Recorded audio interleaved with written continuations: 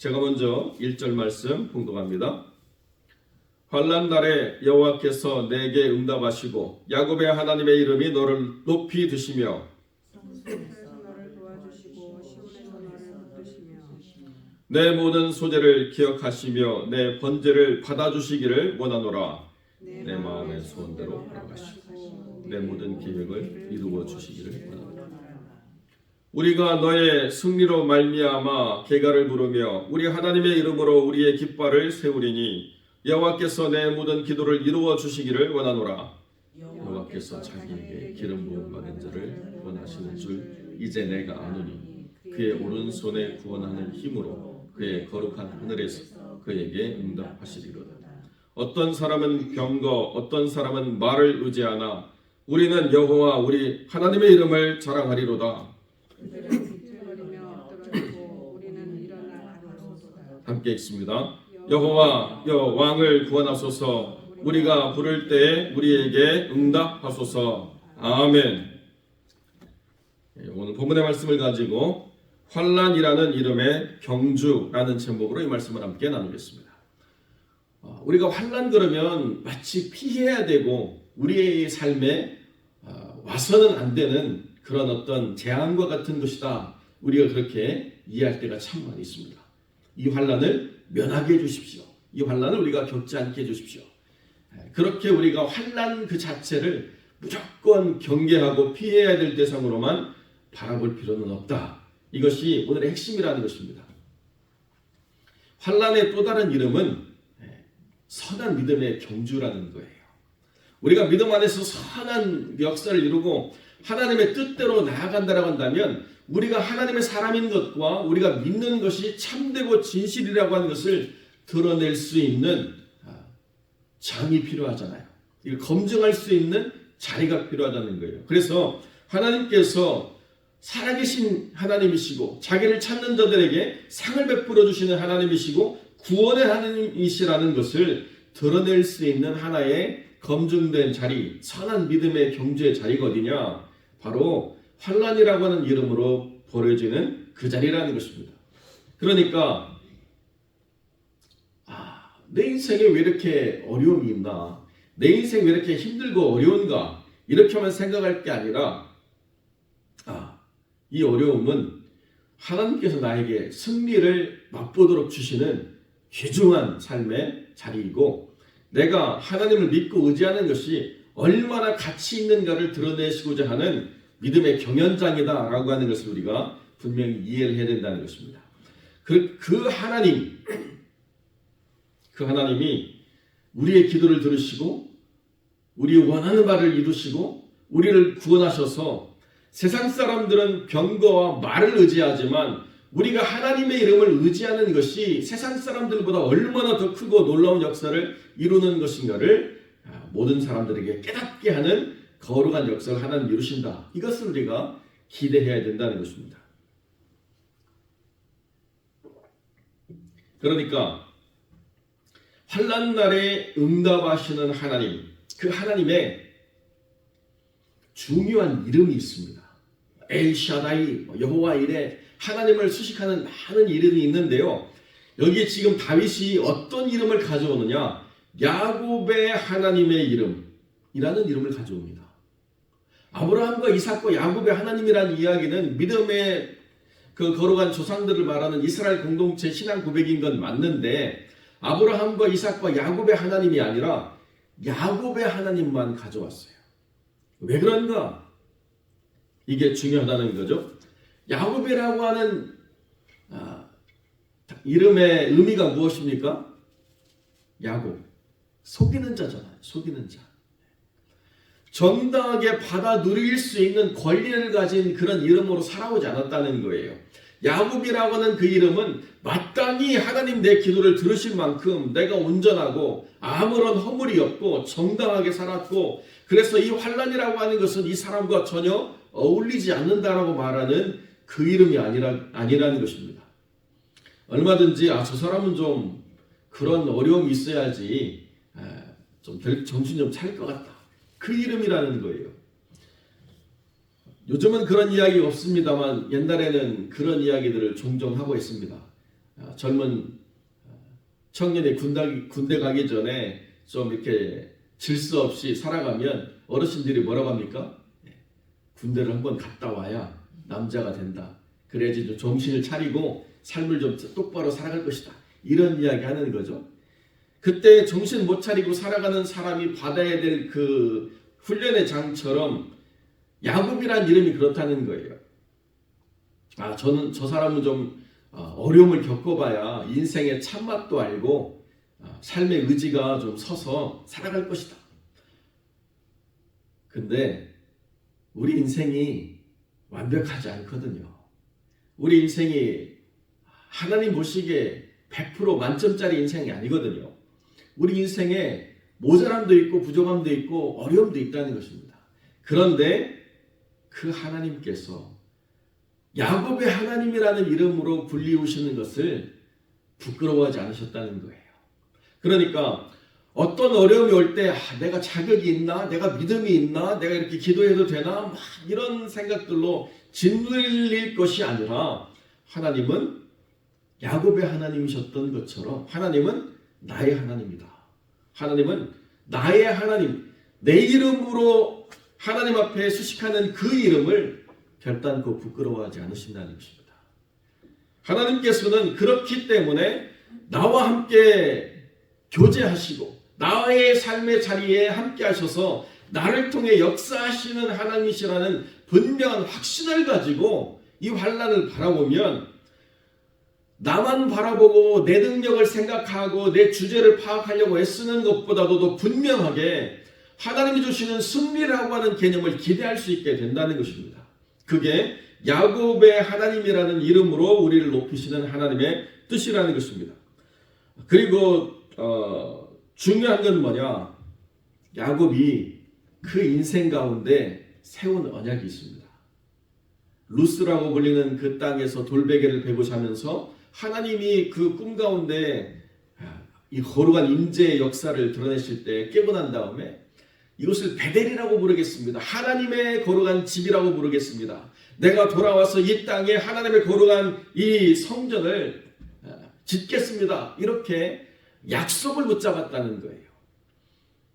지금 형한테 쫓겨가지고 자기 인생이 어떻게 펼쳐질지도 모르는 그런 삶의 자리에서 하나님이 그에게 함께 하신다라고 하는 그 꿈 하나로 하나님과 언약을 맺었다는 거죠. 자기가 차원에서. 그것이 야곱이라고 하는 사람의 유일한 믿음의 근거라는 것입니다. 그런데 하나님께서는 그 야곱의 고백을 받으셨다는 거예요.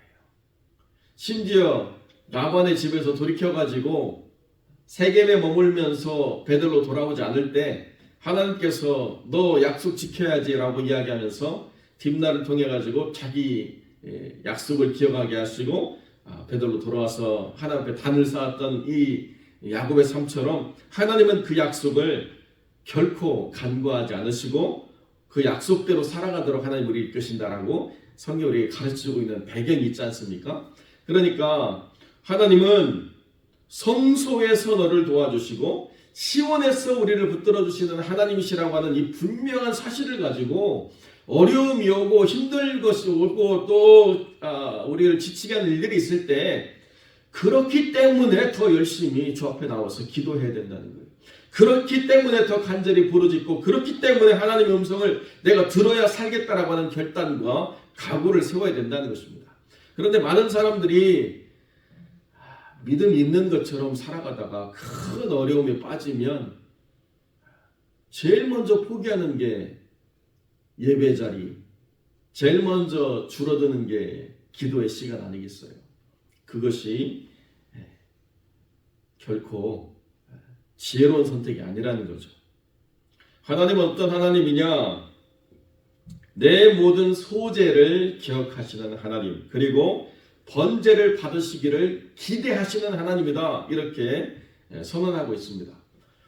소제는 이미 하나님 앞에 드려졌기 때문에 기억되고 있고 번제를 하나님 앞에 드리기를 하나님이 기대하신다. 이게 무슨 말인가? 레위기를 통해서 더 분명하게 드러내지만 민하라고 하는 이 소재는 아무 때나 드릴 수 있는 게 아니에요. 이 곡식을 내가 뿌리고 물 주고 돌보고 그 다음에 거두고 난 다음에 그것을 가루로 만들어서 하나님 앞에 드리는 이 소재이기 때문에 내가 한 해의 모든 수고를 다 주님 앞에 알리면서 그 결과를 가지고 주님 내가 이렇게 한 해를 살았습니다 라고 하는 것을 고백하는 제사입니다. 그러니까 소재라고 하는 것은 다른 것이 아니라 내가 어떻게 하루하루를 살아왔는가를 하나님이 다 기억하신대요. 내가 살아온 하루하루의 일상의 전부를 하나님이 다 알고 계신대요. 그것이 내가 날마다 나와서 주 앞에 서 있는 이 걸어간 시간들을 통해서 하나님이 기억하시는 소재와 같다는 것입니다. 우리가 이렇게 새벽마다 나와서 기도하는 이것이 하나님 앞에 드려지는 거룩한 소재라는 거예요. 하나님, 나는 오늘도 이 하루를 하나님 앞에서 시작합니다. 나는 오늘 하루도 말씀을 붙잡기를 소망하고 이 하루를 주님 앞에 기도로 시작하면서 이 하루를 주님이 기억해 주시기를, 이 하루를 주님이 받아주시기를 나는 간절히 소망합니다. 그것이 내 모든 소재를 기억하신다라고 하는 그 약속의 말씀 가운데 있다는 거죠. 그러니까 느닷없이 어느 순간에 어려움이 와가지고 하나님 도와주세요, 막 즉흥적으로 무언가가 만들어지는 이런 삶보다는 우리가 환난 날에 승리를 기대할 수 있는 삶의 건강한 모습은 뭐냐? 날마다의 일상에 하나님이 기억하시는 삶이 있는 그 믿음의 삶을 하나님께서는 반드시 구원하시고 승리로 이끌어 주신다. 이게 그 약속이라는 거예요. 그리고 하나님은 번제를 기대하신다. 그것이 우리가 하나님 앞에 드려져야 될 온전한 예배자의 삶이라는 것입니다. 환난 날에 내가 드릴 번제가 없다. 환난 날에 내가 하나님 앞에 드릴 어떤 큰 가치가 없다. 나는 마음으로는 뭐 소나 양이나 염소를 잡고 싶지만 나는 그것을 드릴 여력이 없어서 빈손 들고 옵니다. 나는 정말 에바에 조금 곡식 가지고 와서 이게 소재인지 번제인지 구분 안 되는 그런 가루 가지고 왔습니다. 아니면 나는 그냥 비둘기 가지고 왔습니다. 이렇게 말할 수도 있죠. 환난 날에 하나님이 내게 기대하시는 번제가 뭡니까? 나의 빈손 아니겠어요? 하나님, 이 환난 때문에 내가 하늘 앞에 드려지는 것이 이렇게 빈약하게 됐습니다. 하나님이 나를 채우시고 하나님 나를 돌보시기를 내가 소망합니다. 그때 하나님이 내 삶에 소원대로 모든 것을 허락하시고 계획을 이루시는 하나님이라는 것을 우리가 경험하게 된다는 것입니다. 포장할 것도 없고 감출 것도 없고 있는 그대로를 하나님 앞에 고백하면서 하나님 앞에 이 빈손 들고 왔사오니 하나님, 나의 빈손을 하나님 은혜로 채워주시옵소서. 나의 이 연약한 삶을 주님이 강한 오른손으로 붙잡아 주시고 구원해 주시옵소서라고 우리가 기도하게 될 때에 우리의 모든 소원을 하나님이 허락하시고 계획을 성취하셔서 우리로 승리를 경험하게 하시는 하나님, 우리의 모든 기도를 이루어 주시는 하나님을 우리가 분명하게 경험하게 된다는 것입니다. 여러분, 그러니까요, 환난을 우리가 피하면 하나님이 우리를 이기게 하시고 하나님이 우리를 높이신 역사도 우리가 맛볼 수 없게 된다는 것입니다. 그냥 아무런 어려움이 없는 평탄하고 순적하고 고민 없는 삶만 기대한다고 하는 것이 우리에게 있어서 늘 멋지고 아름다운 게 아니라는 거예요. 누가 환난을 기뻐하고 좋아할 사람이 있겠습니까? 그러나 하나님께서 그것을 허락하실 때는 하나님이 이 환난을 이기게 하신다라고 하는 확실한 믿음 가운데서 이것을 경험해 보라고, 이겨내 보라고, 이것을 통해서 너의 믿음의 지경을 넓히고 이것을 통해서 너와 함께 하시는 하나님의 그 또 다른 경험의 역사를 내가 너에게 허락해 주리라고 하시는 하나님의 특별한 섭리가 있다는 것입니다. 내 인생에서 하나님이 주시는 선물과도 같은 승리의 경험을 내가 또 한 번 경험할 수 있다라고 하는 것은 엄청난 축복이죠. 아무나 누릴 수 있는 것이 아니라는 것입니다. 그렇기 때문에 그때 내가 병거를 의지하는지 말을 의지하는지 아니면 하나님의 이름을 우리가 의지하는지를 우리 스스로가 분별해내고 우리 스스로가 우리 안에서 하나님 이외의 것들을 의지했던 것들을 다 제하해버리는 이 순결해지는 영혼의 시간들이 있다는 것입니다. 그러니까 환난의 또 다른 이름은 뭐냐? 우리를 정결하게 하는 거예요. 환난은 우리에게 승리를 주시고자 하시는 하나님 역사임과 동시에 환난은 우리의 영혼을 정결하게 하시는 역사다. 병거 의지하고 말 의지하면 대단한 것 같지만 결국 그들은 비틀거리고 엎어지고 바로 서지 못하는 일들이 일어나는데요. 하나님 이름을 의지하는 사람들은요. 일어나서 바로 서게 된다는 거예요. 어떻게 이게 가능하지? 우리의 논리와 우리의 예측 가능한 그 안목 가운데 이루어지는 것이 아니기 때문에 그렇습니다. 하나님께서 일어나 우리를 바르게 세우는 역사는요. 하나님이 예비해 두셨던 것들을 우리가 발견함으로 말미암아 이루어지는 것입니다. 그러니까 새로운 한 해를 우리가 준비하면서 믿음의 지경을 넓힐 수 있는 도전이 온다고 할 때에 염려하거나 두려워할 일이 아니라는 것이죠. 우리가 나를 바라보고 내 형편껏, 내 능력껏, 내 재량껏, 내 모든 것을 나에게 맞추고 재단하면서 하나님 이대로 그냥 평탄하게 갈 수 있도록 해주십시오 라고만 기도할 것이 아니라 하나님의 뜻을 묻고 하나님이 기대하시는 대로 우리가 감당할 수 있는 그러한 삶이 될 수 있도록 우리를 이끌어 주셔서 우리의 믿음의 지경이 넓혀지게 하시고 하나님을 경험하는 그 하나님에 대한 경험으로 부유한 자가 되게 하십시오라고 하면 쉽지 않은 믿음의 도전이 되겠지만 그러나 그것이 우리의 기도를 들어주시는 하나님을 또 경험하게 되고 우리의 모든 삶에서 우리가 부를 때 우리에게 응답하시고 우리를 구원하시는 하나님의 역사가 얼마나 크고 놀라운 것인가를 우리가 경험하게 된다는 것입니다. 사랑하는 성도 여러분, 그렇기 때문에 환난을 겪고 실패를 경험하고 패배감에 빠지는 것이 하나님의 뜻이 아니라는 거예요. 하나님께서는 왜 이런 도전을 우리에게 주시는가? 승리를 경험해 보라고, 하나님의 역사를 좀 맛보라고, 하나님이 우리에게 허락하시는 능력이 얼마나 놀랍고 하나님 얼마나 세밀하게 우리의 삶을 살피셔서 우리의 삶 가운데 필요한 것들을 정확하게 하나님 예비하셔서 그 뜻대로 모든 것을 이끌어 주신다라고 하는 것을 내가 또 다시 한번 경험하고 그 경험을 우리가 증거할 수 있도록 하나님 이끌어 주신다. 그것이 시편 20편이 증거하는 위대한 믿음의 고백이라는 것입니다.